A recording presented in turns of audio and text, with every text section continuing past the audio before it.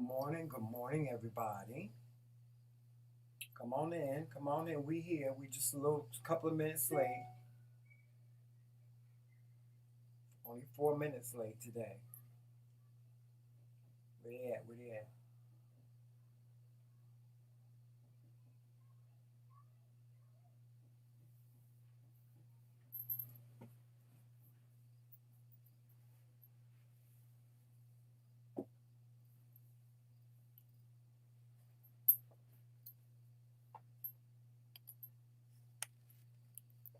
There we go. I think that's better.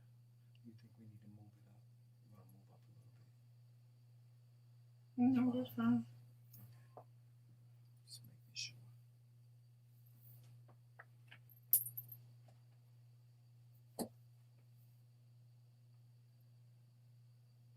Well,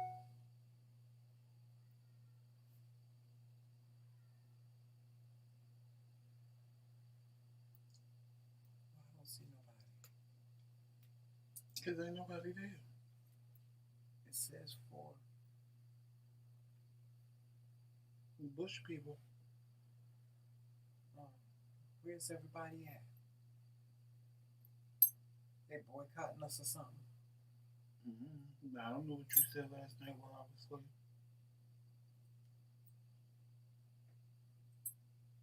You done made a mad. Made who mad? Whoever, I don't know. I ain't made nobody mad. That was three. Where's everybody at?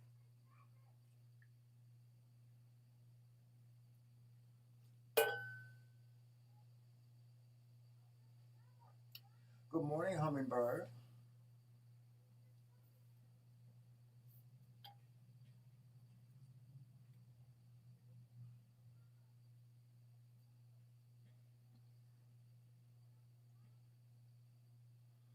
Well, there's three people on Facebook.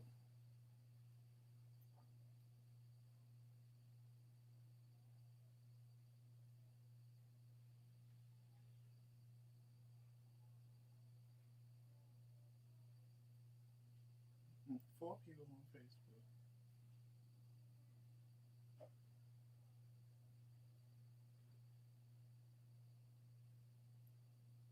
Good morning, Facebook. Hey, Hummingbird. I loved the live last night. Huh? I was saying I loved the live last night. Oh yeah, I enjoyed it. I enjoyed it last night too.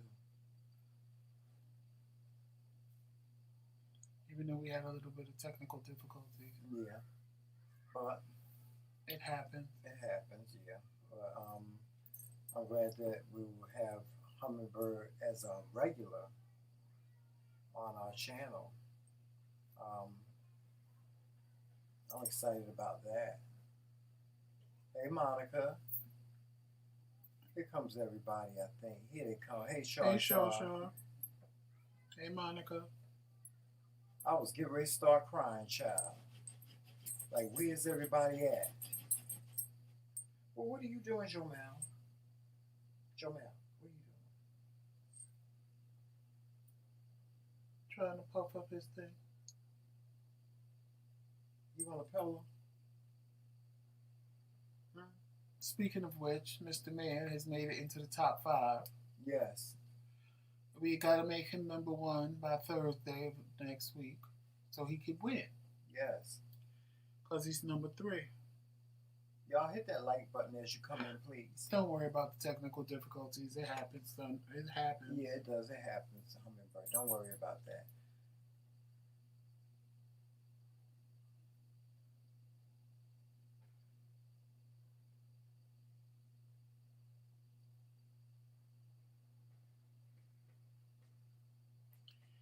It happens. Oh, my. Last night, when we was on the phone, Monica fell asleep. I was like, we were blocked. So I said, Monica, it's quiet.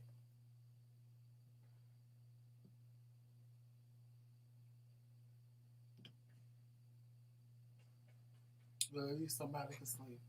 Because somebody was just loud in my ear while I was trying to sleep. Oh. Oh. I was loud in your sleep.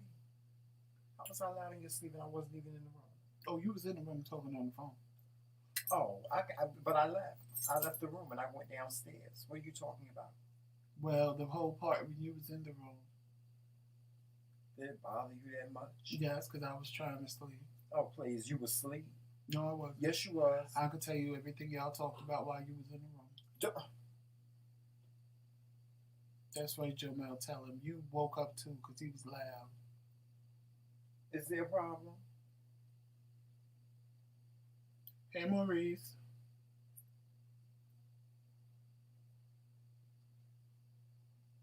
Where's all our people at? I need to get my hair back or something, child, to bring the girls back. Where are the girls?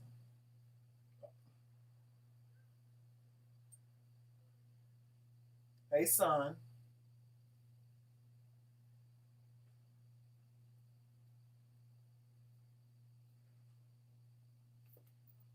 What you trying to say? People don't like your Sergeant Pepper look. My what? Sergeant Pepper look. Who is Sergeant Pepper? Google him.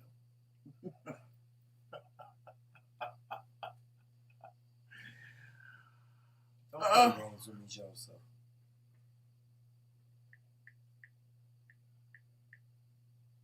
Right, Monica, because Jomel was laying next to me. He know it's true.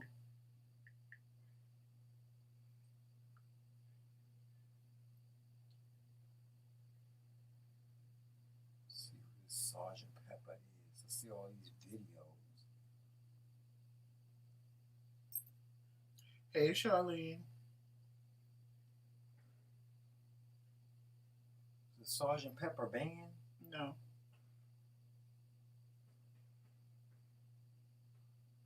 Joseph, you better not be.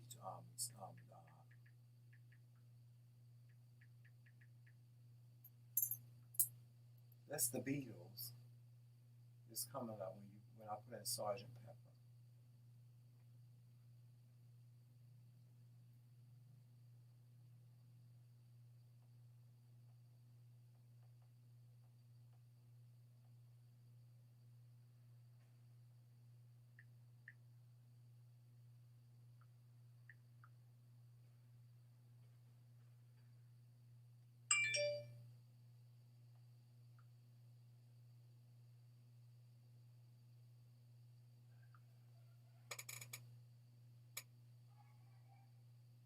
Don't do it.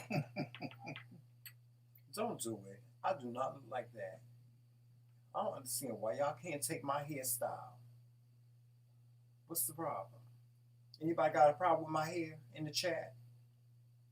Is there a problem?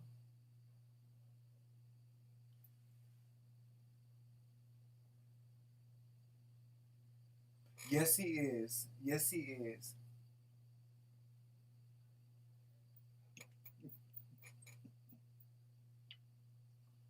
That's so mean.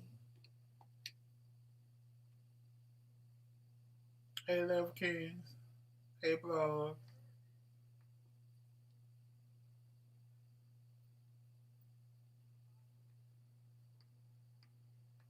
Hey, Nene. I thought you changed the picture. I can't until afterwards. Oh.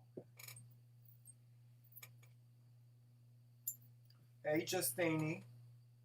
Hey, Love Kings. Here come my people. Hey, Charlene. Hey, Tracy.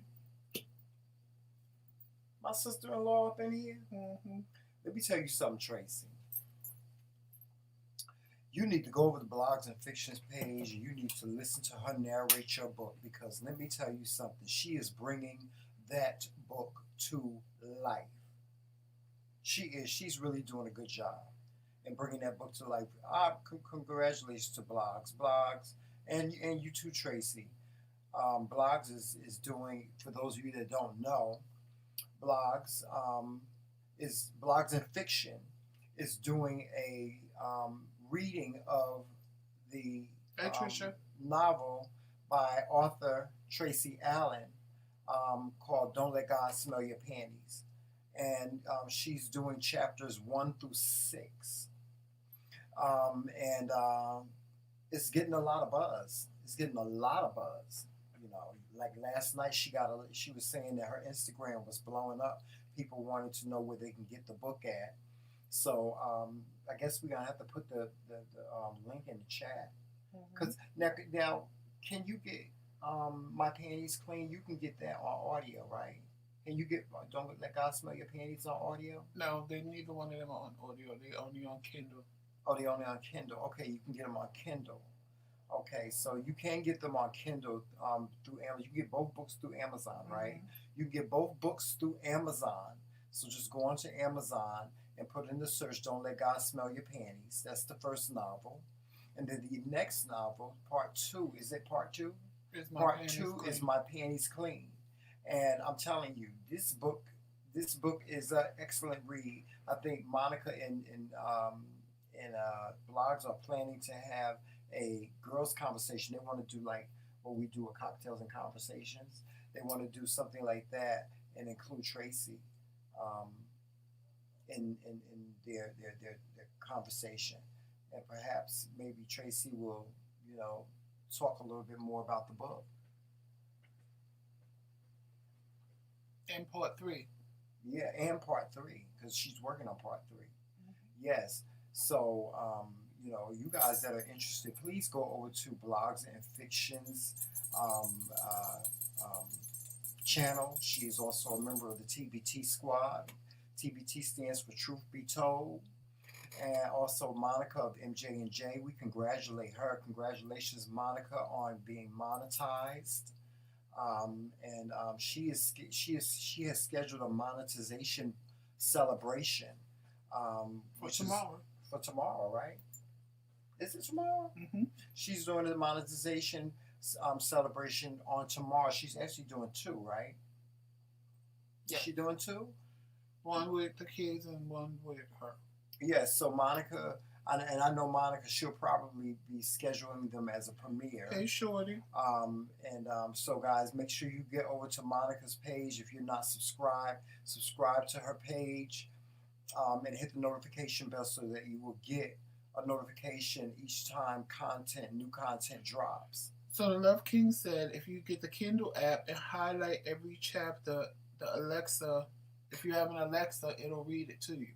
Okay, that sounds good. For those of you that just don't want to read, you just want to hear. And for those of you that want to hear the first 6 chapters of Don't Let God Smell Your Panties, just go over to Blogs and Fictions page. Her channel. It's the introduction to each character. Yes, it is. It's an introduction to each character that is in the book. And I'm telling you, Blogs is really bringing this book to life. She really is.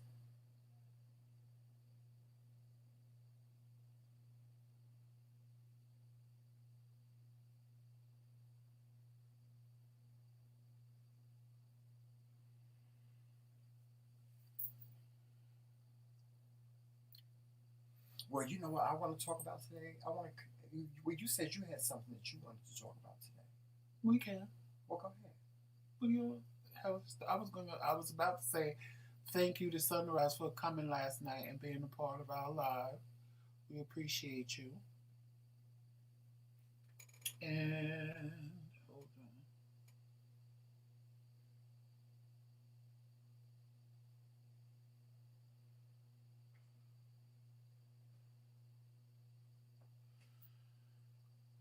Yeah, so I have noticed a trend. Well, I can't say it's a trend, but I've noticed something. So on my Facebook, like when they suggest people, like friends that you may know, well, I don't know these people, but they're popping up on my, I guess because they're part of friends that I know that are married, so they're popping up on my people you may know list. But I'm noticing that there is a lot, and I mean a lot, of interracial gay couples, which makes me start wondering how come I don't see a lot of black married men with other black men popping up on my timeline as being married or even together. Because I'm assuming they're married because they look married and they have like kids and everything. And I'm just sitting there like, well, this is the narrative that me and Tramel, while we do what we do, to show that two black men can love each other and be in a monogamous relationship. But the only thing coming across my timeline with people you may know is interracial couples. Now, I'm not mad at it. I just want to know why. Like, why so many black men feel they can't find love with other black men.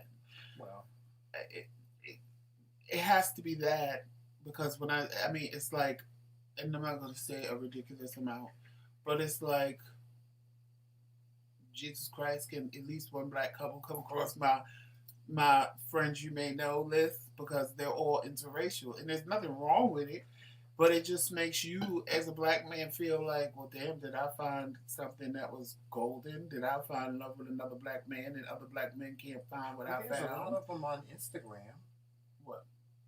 On Instagram, there are a lot of black married men, but on Facebook, it seems that everything coming across my, and that's true. On Instagram, they do come across ours, but I think if you notice, a lot of the ones come up are because of the Love Kings, because it'll say they're following them, or other black married men that we follow the other one. So that's why they're coming up, because it's like we all start following each other because we have that one thing in common. But on Facebook, for whatever reason, they just keep, I guess, assuming because they're married and they're gay that I guess that's why they're coming across my screen the way they are heavily. It's just it just makes you stop and think like, did I find something? Did Famous and Tyrone find something that's hard to find? Which is, and did Antoine and Nelson find something that's hard to find? Love with another black man.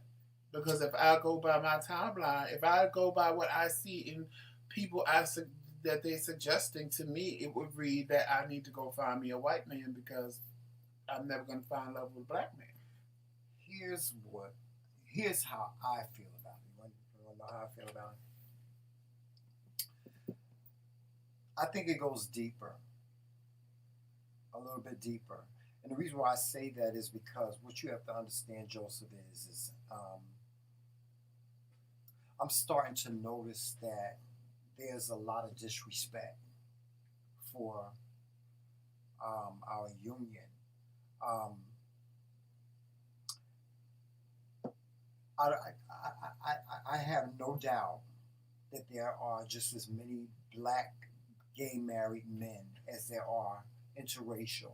And the reason why I say that is because, and the reason why I say it's a little deeper is because what you have to understand is we are still struggling to be accepted in our own community. I'm keeping it real. I appreciate and love the fact that people watch us and people come and they support us. But these are the people that just these are people that support us. But what you have to understand is that the black community does not accept black gay marriage.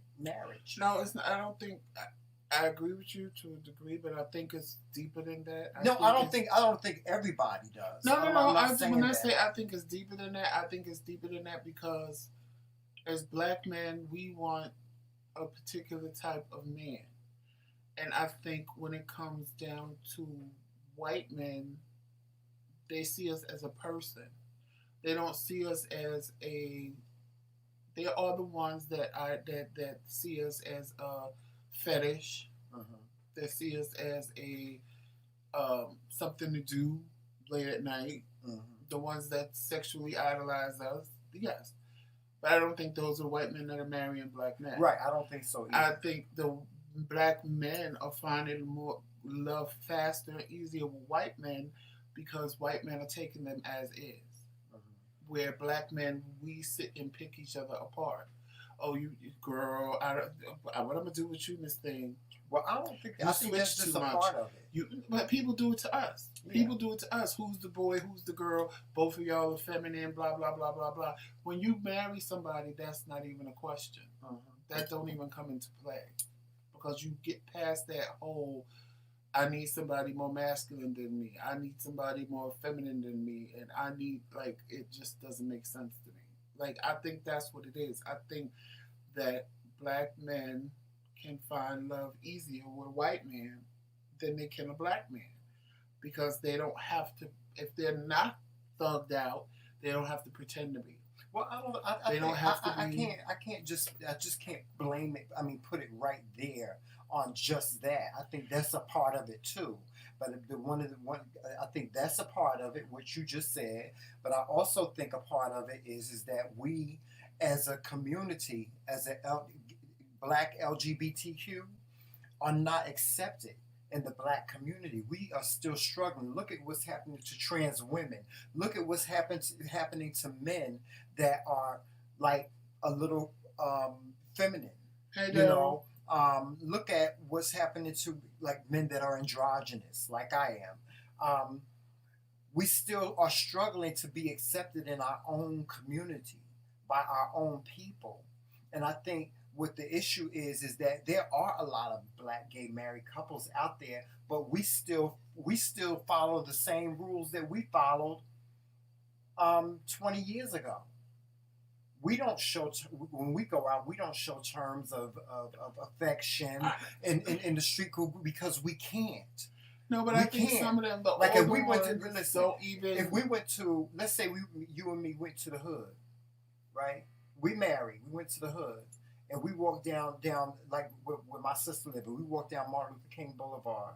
We can't hold hands Okay, because but we're not accepted. I don't think that an interracial couple will hold hands either, depending on where they at. I think that I understand what you're saying, but I think it's more that they stay hidden because there are some men that won't even tell you that they're married. Yeah, a lot of them don't even tell you they're in a they keep it relationship. a secret. You just have to figure it out when you start seeing them with the same person Yeah. over and over and over again, and you're like, wait a minute. That must be his boyfriend, or they've been together for a long time, and that must be his husband, or maybe they haven't even got married because they don't think it's necessary because they're old enough where marriage wasn't an option, so they comfortable with just doing what they've been doing for all those years. Well, my friend, my friend on Facebook, my friend David, him and his husband, they don't even wear rings out of fear. Because they live in Newark, New Jersey, out of fear of being ridiculed or teased or no, but I get bothered. that part of it. But what I'm saying is this: but I'm saying we need to step out in the forefront. We do because, like I'm saying, if I wasn't married and I just saw what was popping across my screen, I would honestly start to believe that, well, I can't find love with a black man. I have to go find me a white man because these black men look extremely happy. And I'm not judging it. I'm trying to understand why. And again, I think I know why because like the video I did a long time ago, that black men only can be one thing, where a white man can be, or any other man other than a black man can be anything they want to be. I mean, even with the Love Kings, Tyrone sent me the pictures that he was loving them, but it was what you said. He was scared that people wouldn't get him if he put him out there, which that shouldn't. I guess I think different. I think different than everybody else because I'm like, fuck the world. Y'all ain't doing shit for me. Y'all ain't paying my bills. Y'all ain't giving me shit. And I've always been that way. I've always been fuck everybody. Fuck you. If you don't like me and you don't like my life, fuck you. And live your. I don't care. I just didn't care what people thought about me. Yeah, and both of us, we don't live care. my life and how We I don't. chose to be happy. Right. I never had to get to a point of that because when I decided I was tired of pretending and I wasn't going to live my life to please anybody else, it was fuck everybody. Fuck you. You don't. My family can tell you that was my attitude. This is me. This is who I am. Deal with it or fuck you. And that's just how I've always been. And I get that everybody's not going to have that attitude based on the experiences that they have. I wish everybody did have that attitude and they would be much happier and live their lives the way they wanted to live their lives. But it don't work that way for We're other still people. making strides. But I mean, Joseph. why should you hide the person that you love? Why would I hide the person that I'm in love with and that I want to choose to spend the rest of my life with just because people might not like it? Fuck them. Well, unfortunately, we live in a world where, Joseph, we came up in a different time. You know, we live in a world now where,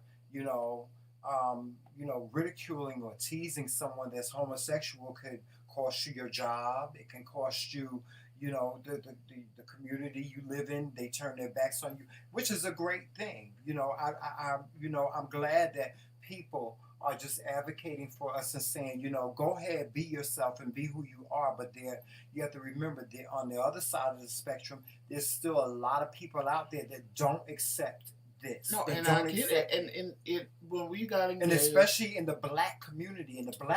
no, but we're not accepted. I got enough. taken back, and I'm not gonna lie. When we got engaged and we went to Val's house, my cousin Valerie's house, and she had people over, and she introduced me. She said I was her cousin because I was their first time meeting me, and she said this is his fiance. Like, I like to die when she was like, and this is my cousin's fiance, Tremel. I like to die. Like, I did, because your natural reaction is like, girl, don't say that in public. That's, as a gay black man, that's your natural reaction. Right. But at the same time, first of all, I was proud of her that she was able to say it, because that just let me know that after all these years, like, my family gets it. This is Joe, and this is who he is, and that's what I his love. fiance. That's what I love about your family. And that right there was a proud moment for me. But at the same time, it took me back, like, oh, girl, don't tell everybody.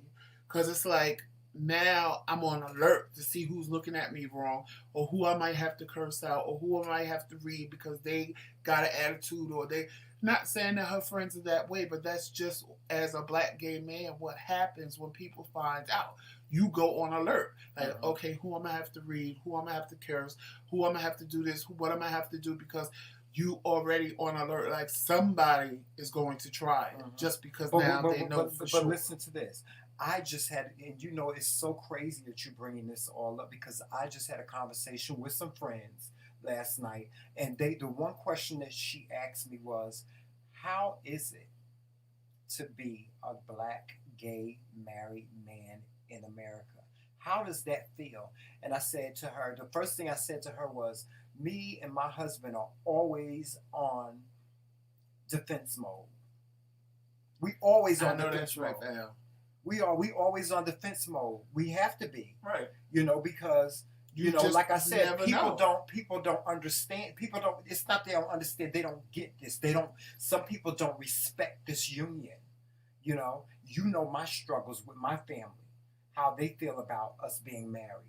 I don't have a relationship with my family because they don't respect this union. I made a decision that I was not going to allow that to get in the way of my marriage. If they can't respect you, if they can't respect us as a married couple, as a genuine married couple, then I don't desire a relationship with them. I'll just be happy with the family that I do have, and I've cleaved onto to the family that we do have, like Val and Tracy and Uncle Fred, and because, like I said, there's a lot of people in the black community that do not accept this. They don't respect this. This is not real to them.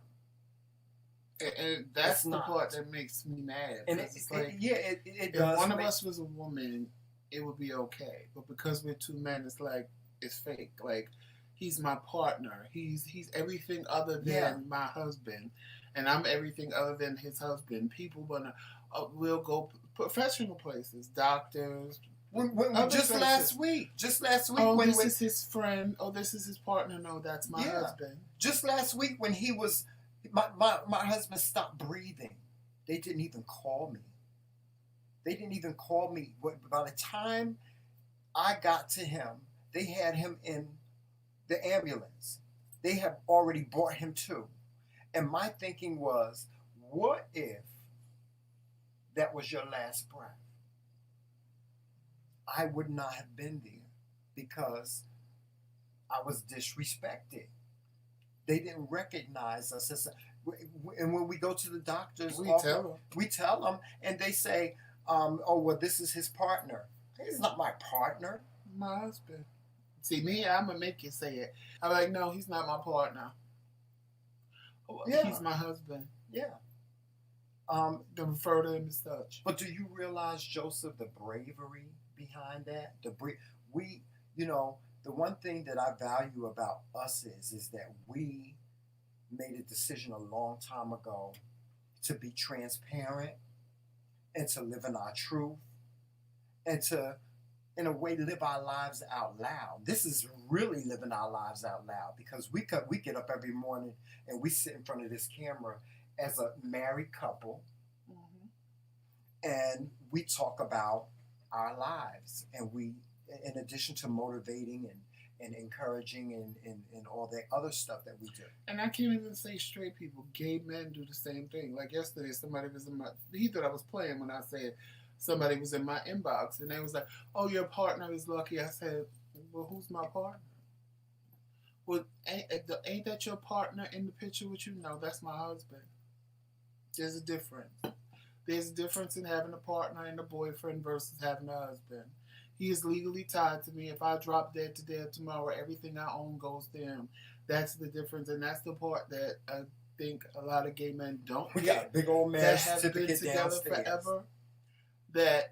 That's the purpose for you getting married. I mean, because that was the whole purpose why gays and lesbians wanted to be married, because they were together forever, and one of them would pass away or one of them would get sick, and then the family would stop the other one from being able to see them in the hospital, or one would die and they'd own a house, but the house was in the one that died's name, so the family would come and kick out the lover because they didn't want no parts of the lover, and now this person who they build a life with in a house, and they take everything from them. That was the whole purpose of getting married. That was the whole purpose of us. Everybody, oh, you just want to be like straight. No, we wanted the same rights that straight people had when it came to us, because so many people that were together that couldn't get married got so completely turned out by families when their partner died that it was ridiculous. All we wanted was the same rights. It wasn't like we were screaming, "Oh, we're straight. We want the same." No, we wanted the same rights that straight people had when they got married. Because if a man and a woman is married, the family can't just come and put her ass out if he died, and take her house if he died, and take all her stuff and his stuff if he dies. It belongs to her. But when you gay and don't get married, and y'all want to play house, guess what can happen? The minute one of y'all are gone, the family can come in and say, "I want everything that's his. It don't belong to you." Well, we both have seen some horror stories. Right. I mean, we've seen it. I've seen families come and clear out somebody's house, and they sitting there crying because there ain't nothing they can do. Yeah, because they weren't married. They had my friend, he had bank accounts. And their family will wiped out the bank account, everything, and you sitting there, and there's nothing you can do when you're not married. Yeah, that's the reason why we wanted the right to be married, because you know, families, and y'all know, just being. Period. This don't have to do with gay or straight. Let somebody die, and you'll find out real quick how things can turn around in the family. I mean, everybody want everything, and everybody feel they deserve everything, but it wasn't none of them ever there to begin with. The nicest brother-in-law or sister-in-law can turn into a tyrant. Well, not even brother or sister-in-law. The nicest brother or sister or family member that was nice to you when the person was alive can turn into a tyrant when that person dies, and they come and they just take everything right up from under you. Right. So, it's just, that just was on my mind, because like I said, it just was a lot. Like when I tell you a lot. Well, people are, I think some people don't understand how difficult it is. But I'm saying us. Is, I don't want it to seem like I'm against it, because I'm like, find love when you find love. No. It was just a lot. It was like, well, why can't black men find love with black men? I mean, I get it, because. I think a lot of black gay couples are still living under the same unspoken laws and etiquette of being gay in America. For years, Joseph, we couldn't go to work and say that we were gay. We couldn't be around our friends. Or We when had to you be lived together, fearful you had to of have a telling our two-bedroom. friends who So we when were. people came over, it could look like one of y'all was living in the other bedroom, like y'all was Right. roommates. Y'all couldn't be together. Y'all had to be roommates. It was. I Just think a what it lot of was. black gay men are still living under that etiquette. I don't. I Um, think it's the older ones. yeah, the older The ones, younger yes. ones don't. They don't. They don't live under. Well, being black and gay, yeah. But a lot of little black gay kids are But it's just. listen, like I said, we have made great strides in the LGBTQ community. But with that being said, there are still transgender women being killed. There are still gay men being bashed and beat for being who they are, for walking down the street being who they are, for dressing the way they want to, for wearing their hair the way they want to. It's still happening. It's not the battle was still being fought. It And it's is. like And the the ba- like we live here, listen, we live here in Rome, New York. This place is it's like living in the country. And it's the one thing that I love about it is that it's safe. It's safe. We don't have those issues. Daryl, that's a whole nother story. He need to call you and tell you. What's that? Cause we'll be here all day on this live if he answer that question right Oh, Daryl, yeah, now. yeah, yeah, yeah. And I would love to have a sit down and do an interview with someone about that how my Played out. family played out in him and I getting married. So, but I would love to tell you that story. That's the story. Even the Church of God in Christ turned their back on me. Well, that was, Yeah. So that I had to it's leave. not shocking. I had to actually leave my church. I went my church that I went to for 28 years. I left because they would not accept this. He said he'll interview me and you. They would not accept this. So um, another question that my friend asked me last night was, you know, how hard was it, you know, growing up and and not being able to be yourself. I had to explain to her that I didn't really come out and and I wasn't able to express myself and come out until I got married. I was I didn't have that problem. Yeah, and see, Joseph didn't have that problem. He's always been accepted by his family. His family But has it's always not showed even. him love. Even when you told me about your grandfather, you respectfully stayed away from him just because you were being who you were. But when you did come around, it wasn't an issue. I didn't get that. I didn't get that from my family. And When I went yes, around, it was hard. It I was went hard. around looking like this. I didn't go around looking like that picture. Right. But no, what I know, I said that to say that even in spite of you going through that, you had friends that endured the same things that I endured. I did. I Um, guess because, like I said, I've always. I don't know. Like I never thought anything was wrong with me. I never. I knew I was different. I knew that I was different. I knew that I'm not gonna sit here and lie and say I didn't know I was different. But I just never thought nothing was wrong with me. I was very afraid. I never brought into the fact that something was wrong with me. Like Mhm. I knew I liked girly things. I liked playing with dolls, and I played with my sister and my cousin. They in the chat. They could tell you I'm not lying. I'd play house with them, and I'd tell them I was the mother. I like that. I knew that I identified with feminine things from a young age. I knew that I didn't want to play sports. I didn't. I mean, I would. Don't get me wrong. I would play baseball with boys, and of course, I was big. I was always the biggest one, so they want to play football and tackle me and things like that. And I did that because that's what boys do.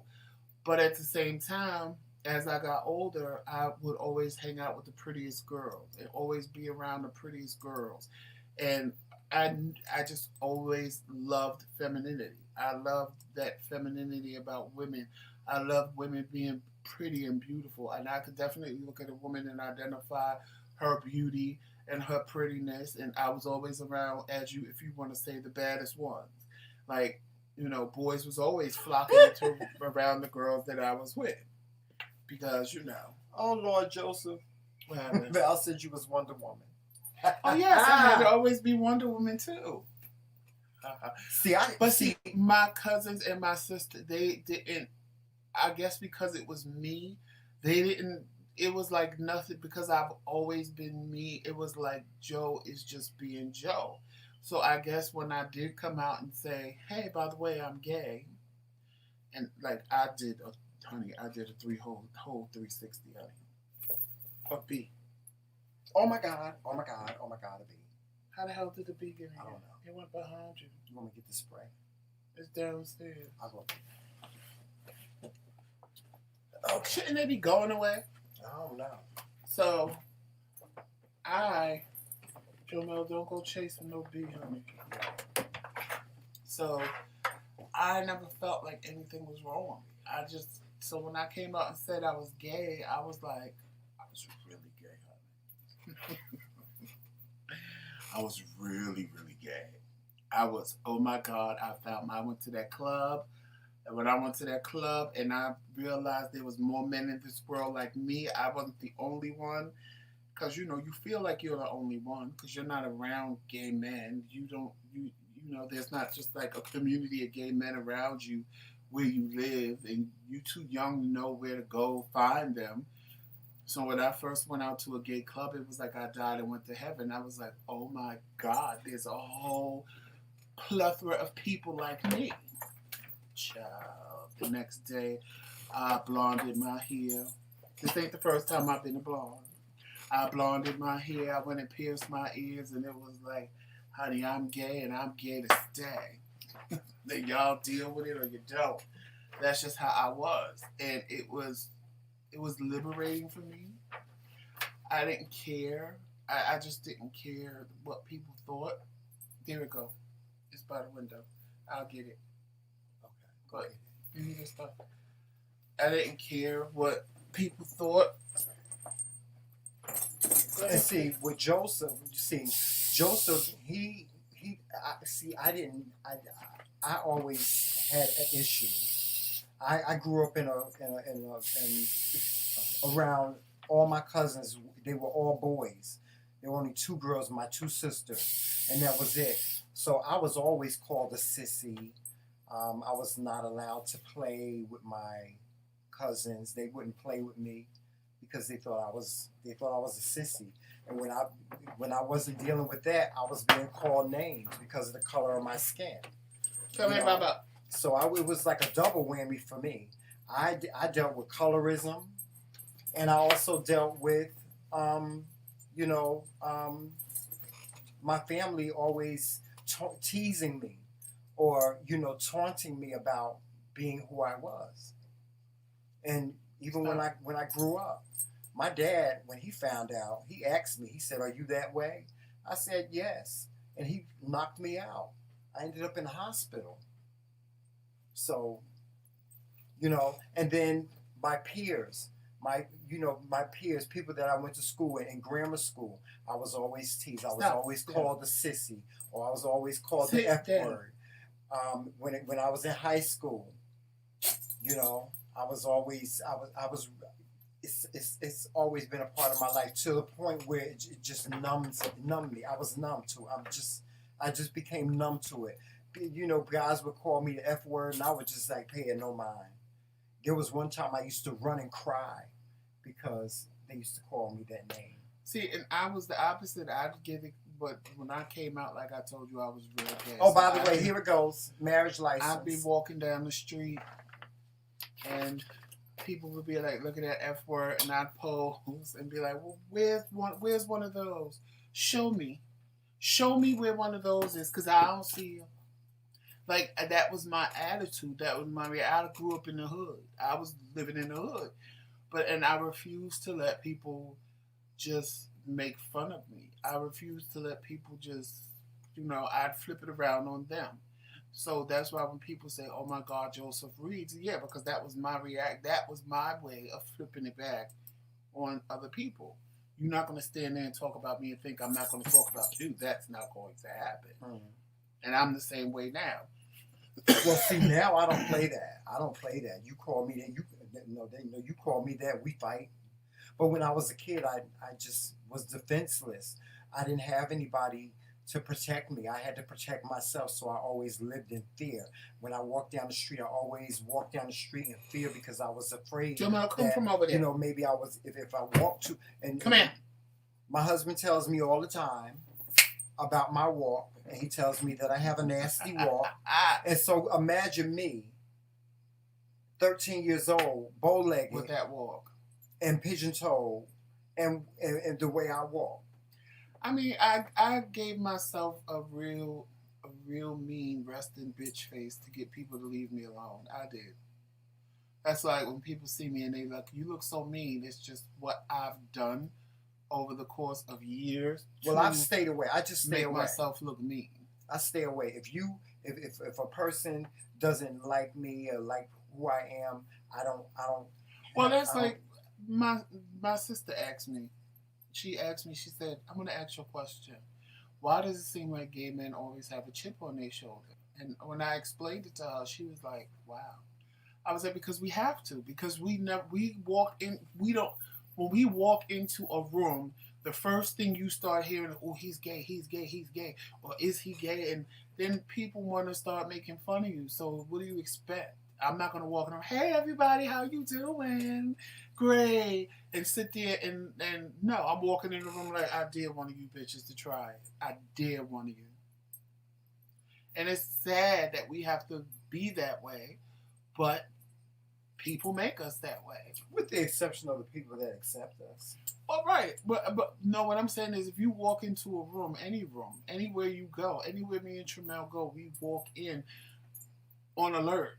Like, ready to fight or ready to say whatever because you never know what's coming from the far left. A lot of times nothing happen and you can let your guard down and then you're comfortable and it's what it is. But sometimes you be sitting there like, this bitch got one more time. Like when we went to the Pocono, we sitting there having our little dinner, minding our business. Yeah. And here comes this guy. He just started being real disrespectful. Well, you want to hear a gay joke? I said, he got one more time. Yeah. Because he was like 5'5". I said, he got one more time. We were sitting there having dinner. We wasn't doing nothing. And Tramel was like, I said, don't say nothing. Because as soon as I stand up, he going to shut up and run. And what happened when I stood up? He ran.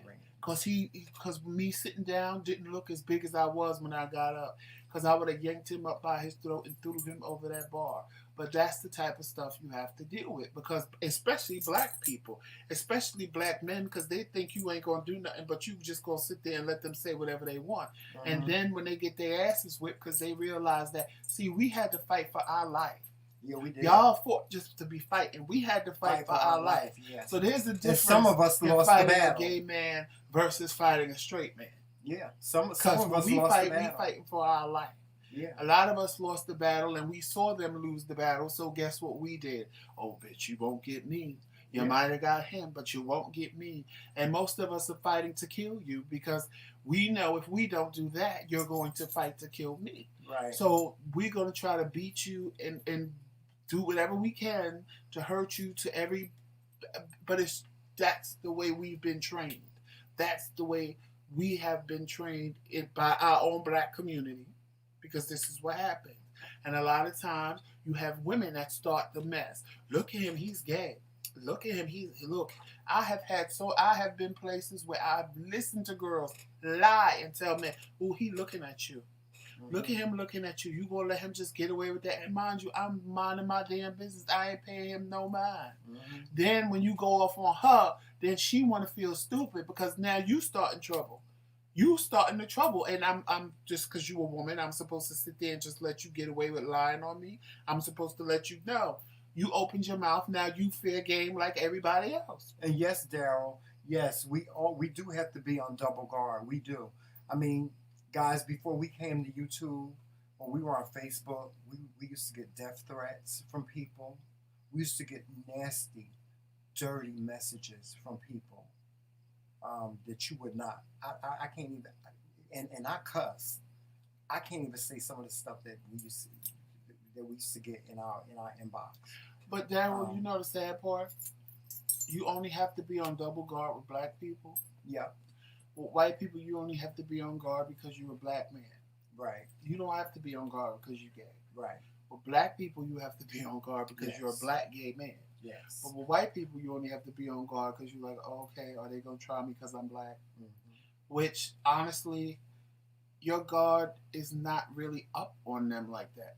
Mine isn't. And I can say, like Tremel said, he experienced racism from black people. When I'm around white people, and the one thing that I can appreciate is if they don't like you and they think that you're the N-word, they just treat you like it. Or they tell you. You know where you stand with them.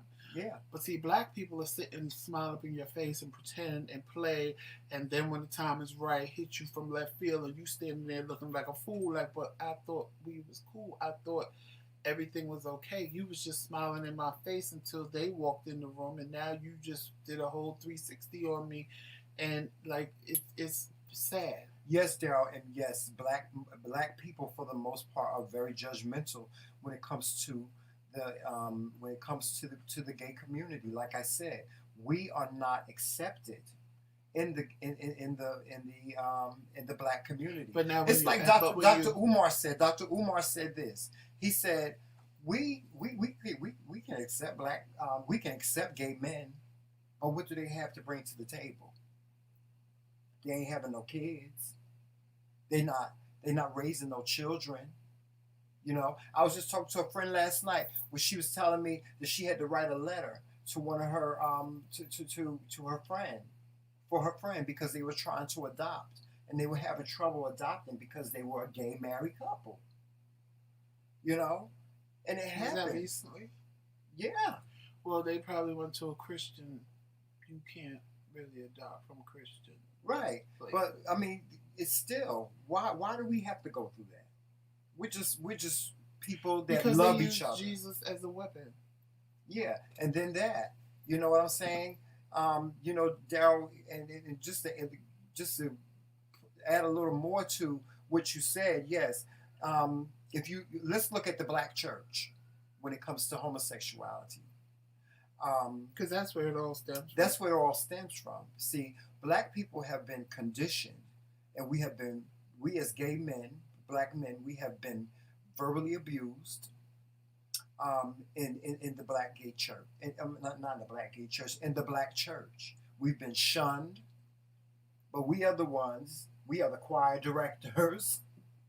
A lot of them are the reverends, are the pastors.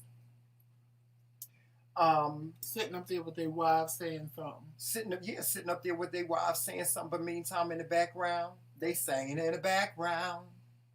You know, that's what we've had to endure. You wouldn't believe how many pastors have approached me to have what they call it, an entanglement. Still, even to this day, I'll carry those names of those people to my grave because I don't even want to cause no problems, but that's what it's always been for us. It's always been that way for us. You know?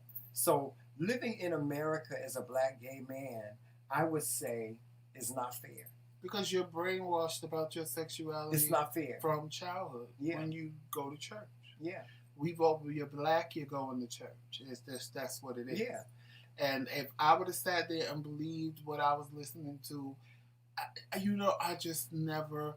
And I did believe it to a degree. I believed that I was going to go to hell because I had these feelings that weren't right according to God.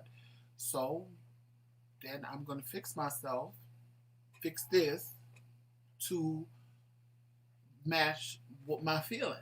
Matter of fact, somebody just sent me pictures of the old me, and I showed Tremella. He was like, "Who's this? This is you?" I was like, "Yeah, that's when, church did that. Church confused me, and I thought I was transsexual because I liked men, so I never felt like I was born in the wrong body. My thing was, well, if I like men and I like men. It's okay for my sister to like men, so let me turn into a woman, and then I won't go to hell. Because I was gonna make it right one way or another, but I just never felt what I felt. There was anything wrong with me. There was anything wrong with it. People tried to make me feel like something was wrong with it. So okay, well, if I'm not supposed to be a boy and like boys, then I'll turn into a girl. And when I went out and saw that transsexuals existed, and I didn't even believe that they were. I'm seeing transsexuals now, like you see on TV, ones that can walk past you every day and you never know. You would never know in a million years how they were really born. I was like, oh, so this can really happen.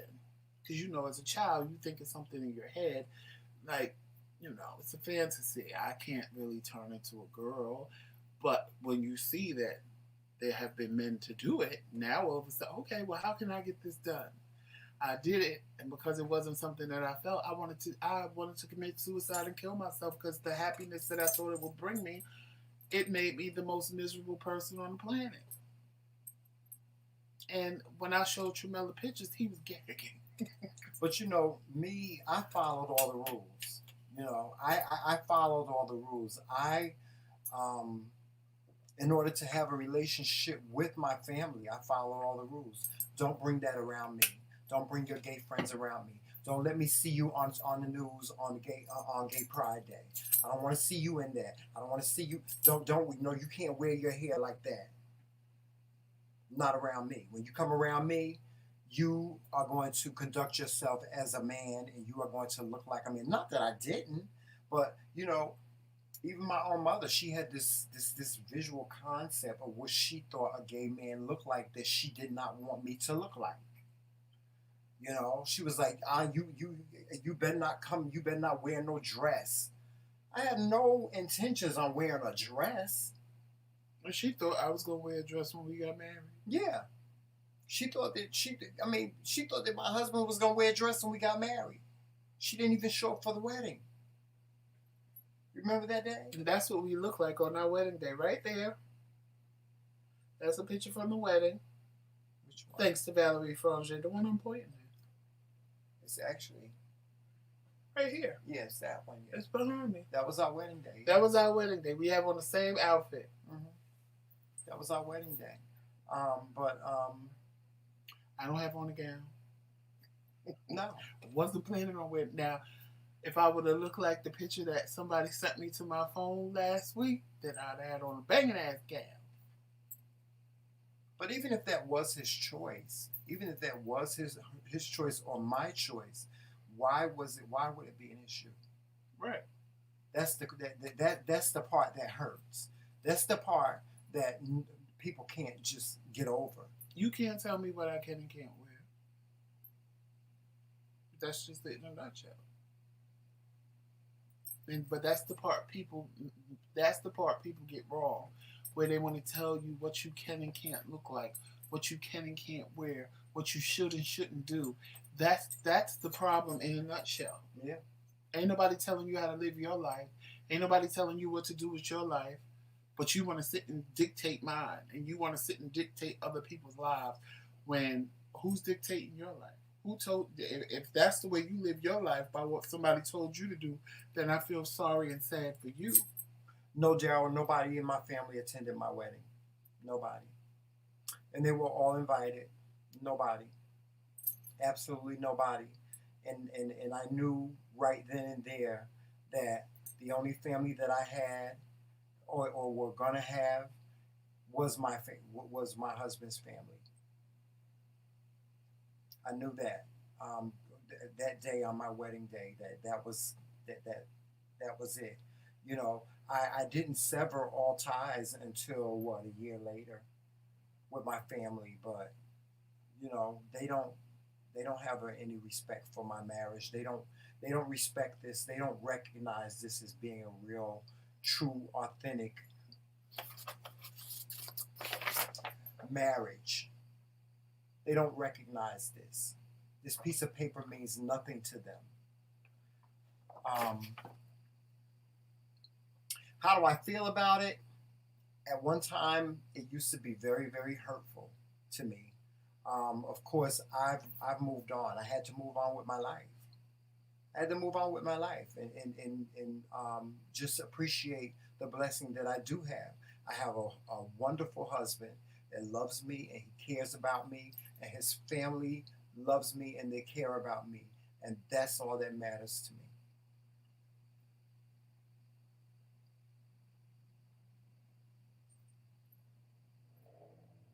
You okay?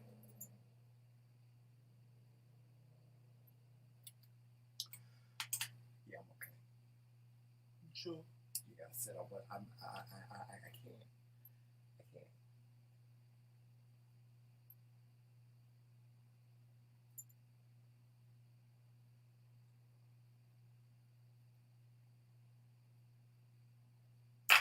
Listen, if you got a child, if you have a child that is different, I don't care what it is. You, as a parent, have a responsibility to love your child unconditionally. You, as a parent, have a responsibility to love your child unconditionally. If you cannot do that, and this is going to sound really hard, really harsh, then give your child up. Don't put your child through a life of non acceptance.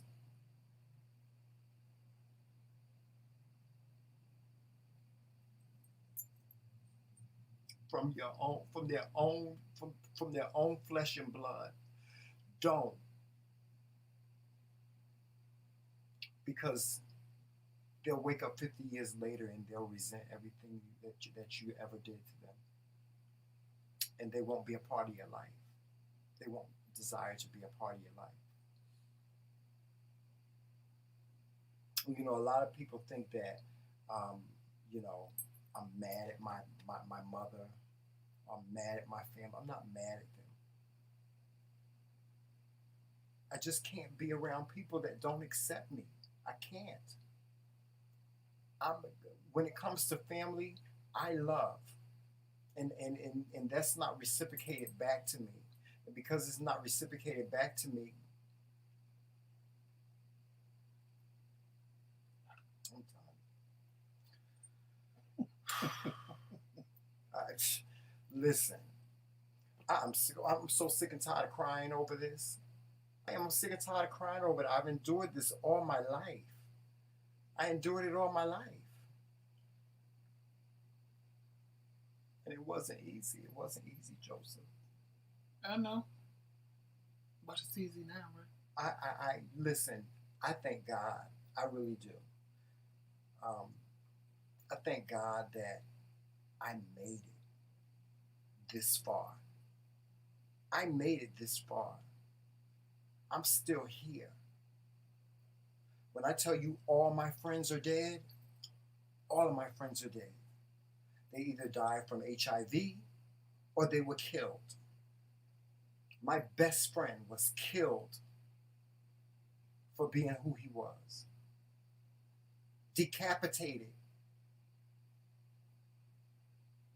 left in a field for being who he was. One of my friends was thrown off a roof for being who he was.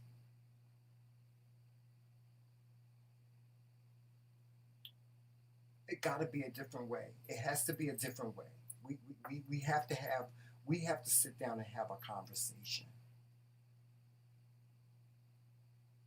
Those that don't respect this need to learn to respect this. What Birdman say? Put some respect on it.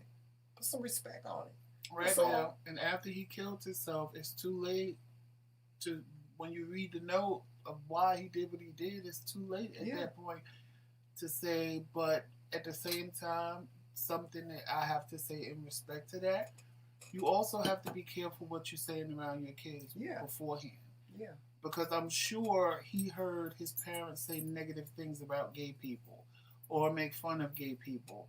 So in his mind, he couldn't be that because of the negativity that he heard spewed about it. And that's what people don't realize. My own mother, she said, well, what took you so long to tell me? I always knew, but what took you so long to tell me? I said, the things that you used to say. And she's like, what things I used to say? The comments you used to make about gay people. And she was like, what? Because in her mind, she was just having a conversation. It wasn't meant to hurt me. It wasn't meant, but what you don't understand is if your child is dealing with something and you say it, guess what? Well, I don't want her to think that way about me. Well, if she feels that way about them, then how does she feel about me? You know, and when I said it to her, she was apologetic. I'm like, what are you apologizing for? I know you wasn't talking about me. But at the same time, if you feel that way or you said that about that person, then why would I come to you and say, oh, by the way, Mom, I'm gay? Because you just sat there and called somebody the whole F word. You know, you dropped the F bomb like it was no big deal. So why would I want you to say that about me? And that's the part people need to be careful what they say, because it's one thing, oh, you can tell me anything, I don't care who you are, but then they hear you talk about people that are who they are. And now it's like, well, you know, they said it's okay that I'm this way, but at the same time, they're talking about other people that they know is this way. So that's probably what they think about me. It's like the live we made. Like, why would I sit around and be your friend and you just dropping F bombs on everybody that walk in the room? Because in my mind, eventually you think that about me. Just because I'm your friend don't make me different.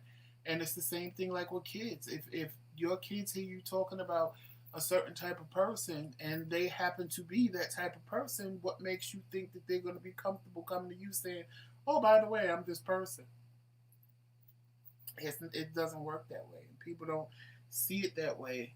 And a lot of times you're just talking, and but your words are affecting people around you in ways you don't realize it because of the things that you're saying. So it's sad, and that's a lot.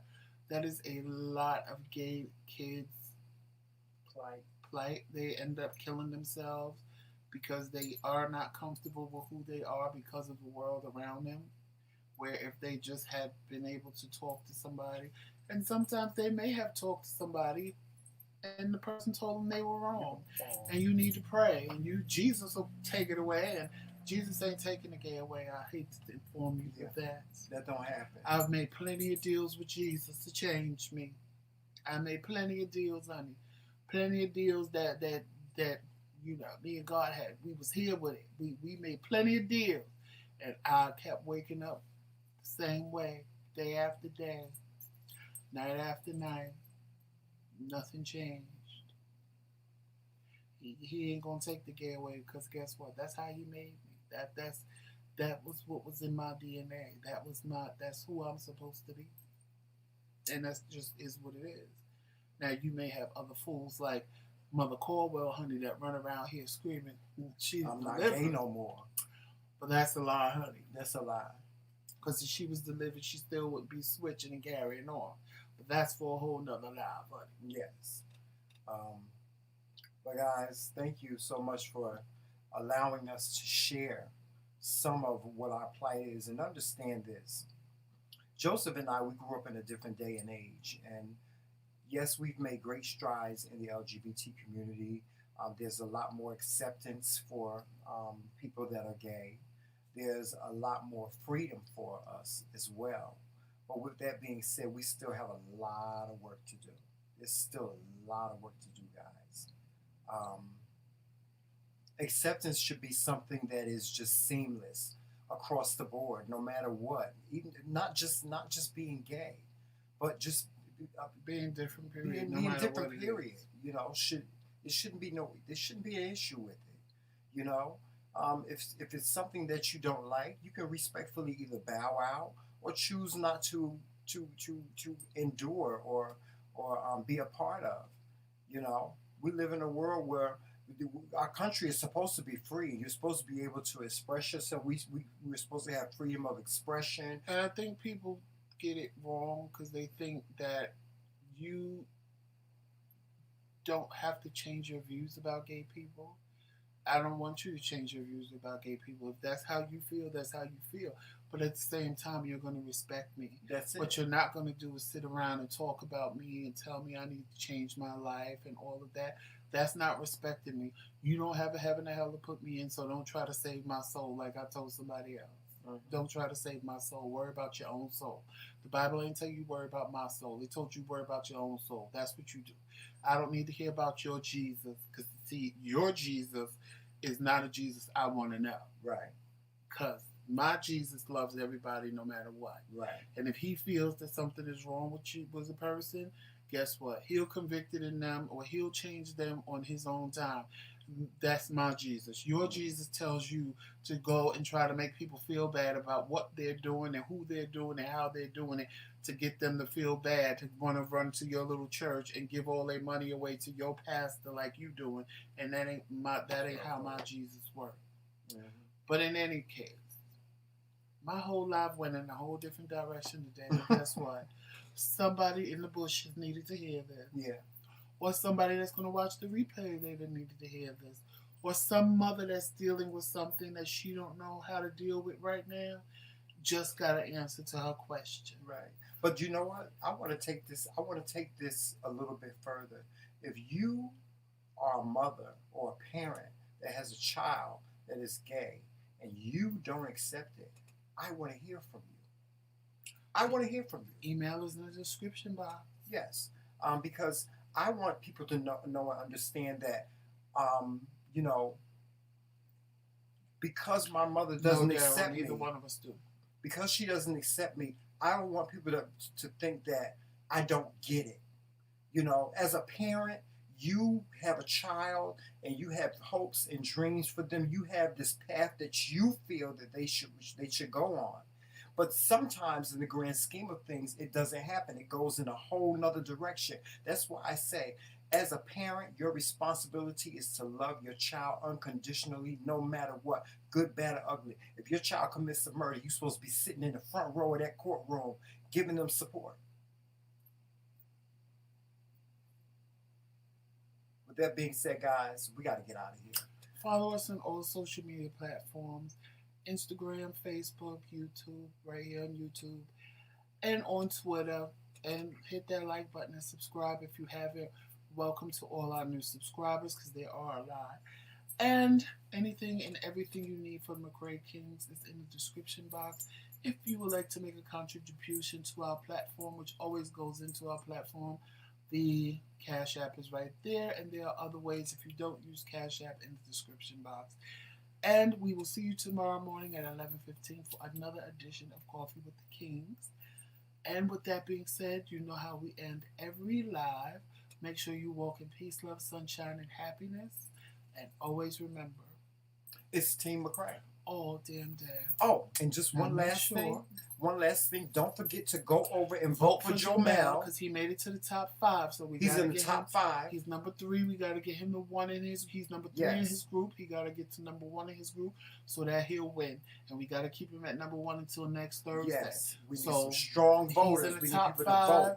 And we need some votes every day. I will post it on my Facebook page so you guys can just click the button, because once it's on Facebook, you just click the button.